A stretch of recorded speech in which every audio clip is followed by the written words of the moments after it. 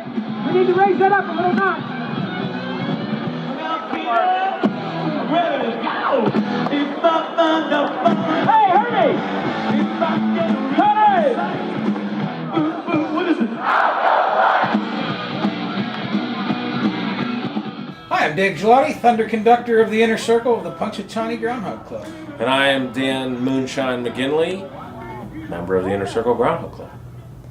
Back in about 11 years ago, I was asked to be on the Inner Circle.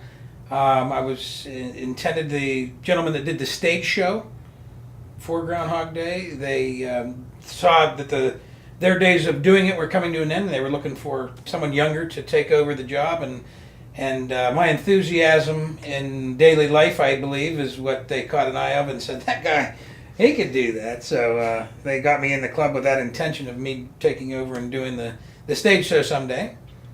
I got in largely through Thunder Conductor here. When he was tasked with putting on the stage show, he said, I'll do it, but I don't want to do it alone. No other active members were willing to volunteer. They said, well, you can pick anybody you'd like. Anybody. Go out to somebody else in the community. He asked me if I'd do it. I said, absolutely. Totally 100%. We did it for 3 years where I was not a member. And then somebody stepped down in the club and I was voted in. So It was the time that I saw him on stage at a production of a local theater arts guild. He was on stage for, I think, around 2.5 hours as the main character. Didn't leave the stage and had 85% of the lines in the play and didn't skip a beat. And I just, like at that point, it was just like to me, this guy, he's a stage presence. And that's what we need, to entertain a crowd in the middle of winter for 4 hours and keep them warm while they're waiting for a groundhog, predict the weather. yeah. He, in my mind, was where I wanted to go. I had a lot of friends and a lot of other people I thought about and I could have asked, but when it came down to the bare nuts and bolts about it, I needed my boy Danny. Thank you, buddy. Yeah, that's it. That's how it happened. So Actually, I had known Dan well prior to him doing that theater show, but more in a sense of him coming back to town and us attending the same parties with the same people. So we would usually be like the guys up late at night, we still are. Yeah.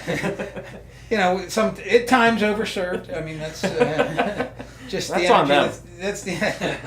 But we actually would just always have a good time when we that time of year when we were around each other, whether it was Groundhog Day or some other event that he would end up in town for, and got to know each other and had a good time. You're in a time in Groundhog Day history. Griffin Ron, that little picture on the wall over there. Oh yeah. Yeah, those were the two stage show guys, along with Ben Hughes back in the day when I got on, and then Ben stepped down. It was those two and myself, and they had their strengths that helped each other out. But at the same time, I think that Dan and I, you have two things. It's the wit of this man is also something I highly respect and hold very true. And anybody who knows him or has seen an interview with him, and you're probably going to get a little bit of that after this, is the fact that the kid, just has the silver tongue.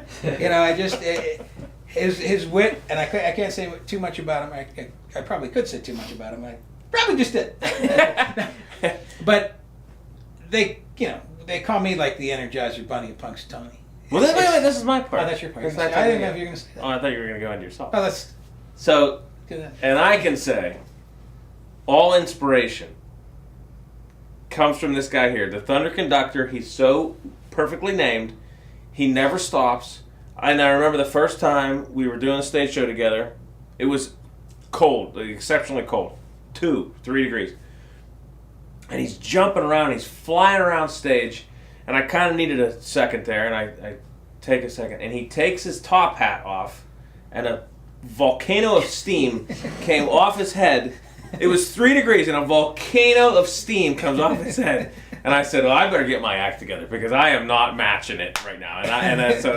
So he's the inspiration. He's the charge.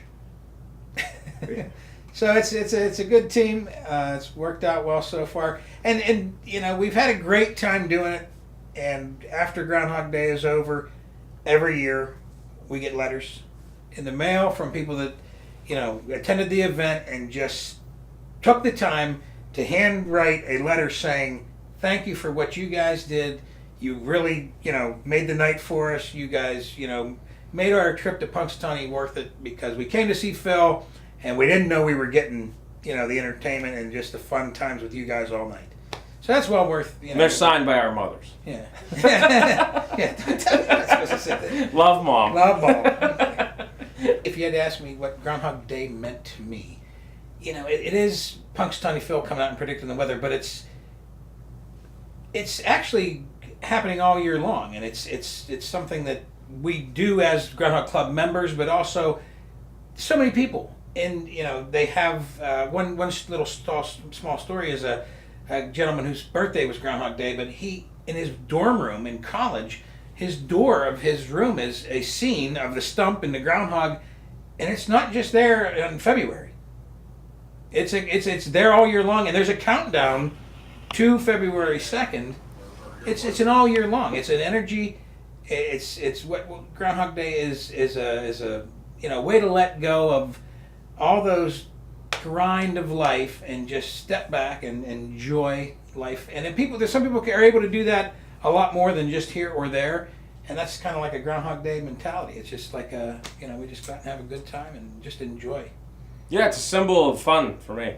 Pure fun. There's no commercialization. There's no agenda. There's no. It's as it's advertised. It's a groundhog predicting the weather outdoors in the middle of the winter, and it's pure fun. I'm happy to be a part of it. I'm grateful to be a part of it, and I'll do it until I get dragged off the stage. The shepherd's hook. When they give me the shepherd's hook, all right. Until then, I'm here.